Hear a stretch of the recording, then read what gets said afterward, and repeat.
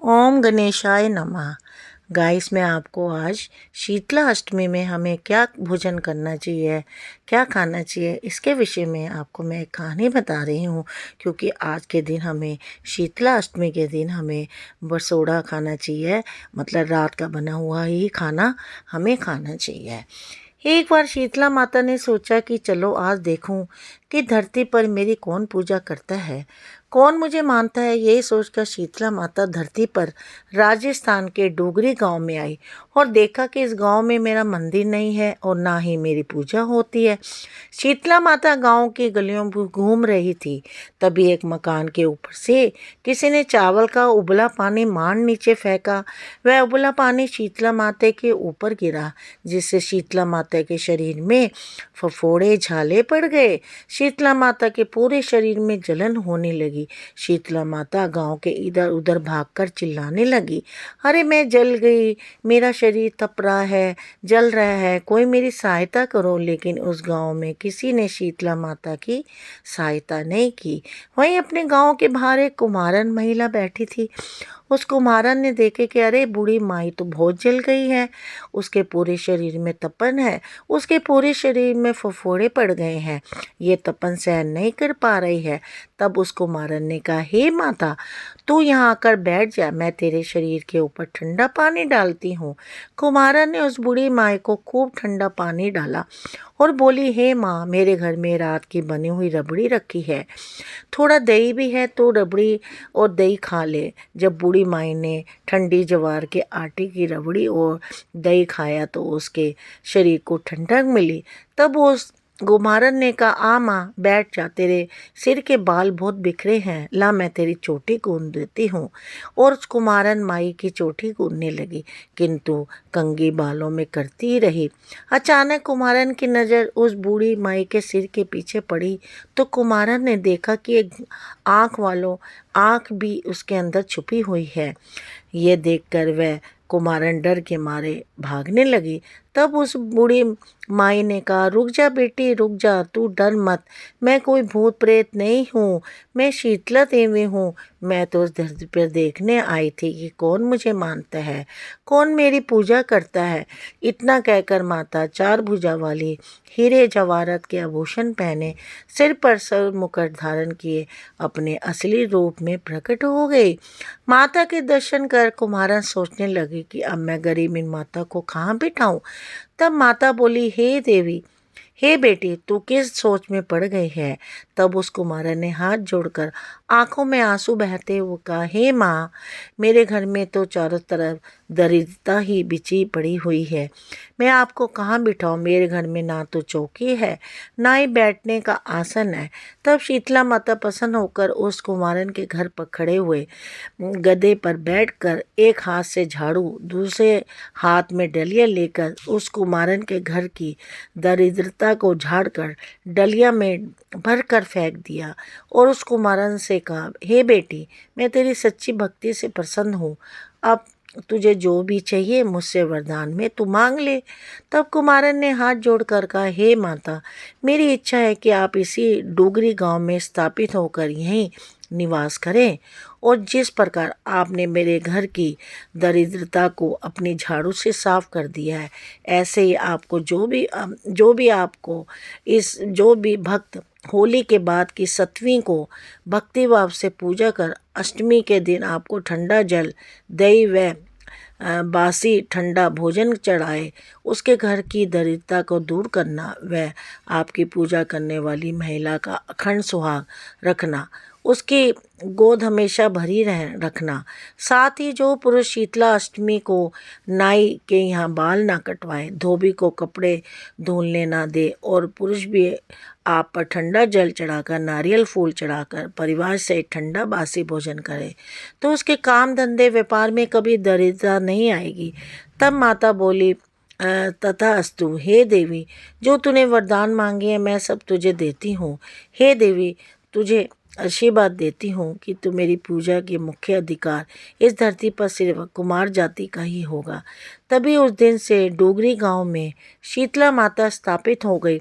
उस गांव का नाम हो गया शील की डुगरी।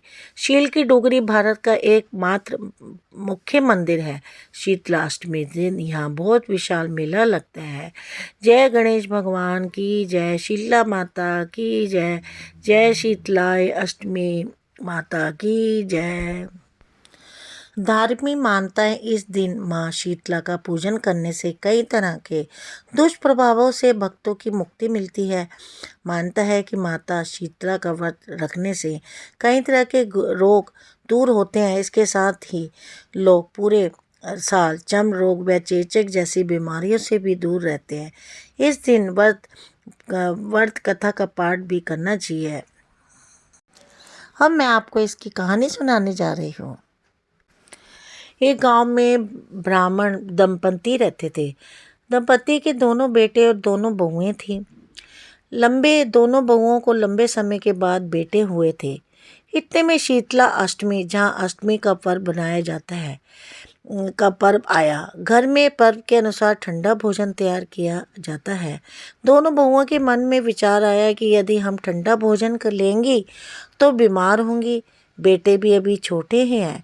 इस कुविचार के कारण दोनों बहुओं ने पशुओं के दाने तैयार करके बर्तन में छुपा कर 2 बाटी तैयार कर ली। सास बहू शीतल की पूजा करके आई, शीतला माता की कथा सुनी। बाद में सास तो शीतला माता के भजन करने के लिए बैठ गई। दोनों बहुएं बच्चे रोने का बहाना बनाकर घर आईं और दाने के बर्तन में गरम गरम रोटला निकाले, चूरमा किया और भर कर खा कर बैठ गई। सास ने घर में आने पर बहू से भोजन करने के लिए कहा। बहुएं ठंडा भोजन करने का दिखावा करके काम में लग गई। सास ने कहा, बच्चे कब से सोए हुए हैं, उन्हें जगाकर भोजन तो करा लो बहुओं। बहुएं जैसे ही अपने अपने बेटों को जगाने गई तो उन्हें मित्र प्राय पाया गया। ऐसे बहुओं की करतूतों के फलस्वरूप शीतला माता के प्रकोप से हुआ था। बहुएं विवश हो गई। सास ने घटना जानी तो बहुओं से झगड़ने लगी। सास बोली कि तुम दोनों ने मेरे बेटे की बदौलत शीतला माता की अवहेलना की है, इसलिए अपने घर से निकल जाओ, जाओ मेरे घर से निकल जाओ और बेटों को जिंदा स्वस्थ लेकर घर से में ही पैर रखना। अपने मृत बेटे को टोकरे में सुलाकर दोनों बहुएं घर से निकल पड़ी। जाते जाते रास्ते में एक जीर्ण वृक्ष आया। जहाँ जे रठी का वट था, उसके वृक्ष था। उसके नीचे ओरी शीतला और दोनों बहनें बैठी हुई थी। दोनों के बालों में विपुल परिमाण में जूं थी। बहुओं ने थकान का अनुभव भी किया। दोनों बहुएं ओरी और शीतला के पास जाकर बैठ गईं। उन दोनों ने शीतला ओरी के बालों से खूब सारी जुएं निकाली। जुएं का नाश होने से ओरी और शीतला ने अपने मस्तक में शीतलता का अनुभव किया। कहा, तुम दोनों ने हमारे मस्तक को शीतल ठंडा किया है, ऐसे ही तुम्हें पेट को शांति मिले। दोनों बुएं एक साथ बोली कि पेट का दिया हुआ ही लेकर हम मारी मारी भटकती हैं, परंतु शीतला माता के दर्शन हुए नहीं हैं। शीतला माता ने कहा कि तुम दोनों पापनी हो, दुष्ट हो, दुराचारणी हो, तुम्हारा तो मुंह देखना भी योग्य नहीं है। शीतला अष्टमी के दिन ठंडा भोजन करने के बदले तुम दोनों ने गरम गरम भोजन कर लिया। ये सुनते ही बहुओं ने शीतला माता को पहचान लिया। देवरानी जेठानी दोनों माता का वंदन किया। गिड़गिड़ाते हुए कहने लगी, हम तो भोली भाली हैं, अनजान में गरम खा लिया। आपके प्रभाव से हम जानती नहीं थी, आपका प्रभाव हम जानती नहीं थी। आप हम दोनों को क्षमा करें, पूर्ण ऐसा दुष्कृत हम कभी नहीं करेंगे। उसके पश्चात बड़े बच्चों को सुनाकर दोनों माता प्रसन्न हुई।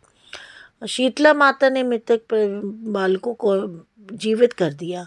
बहुएं तब बच्चों को साथ लेकर आनंद से पूर्ण गांव लौट आई। गांव के लोगों ने जाना कि दोनों बहुओं को शीतला माता के शाश्वत दर्शन हुए हैं।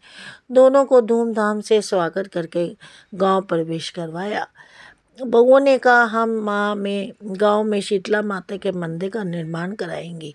चैत माह में ही शीतला माता के दिन ठंडा खाना ही खाएंगी। शीतला माता ने बहुओं पर जैसी अपनी दृष्टि वैसी कृपा हम सब पर करे।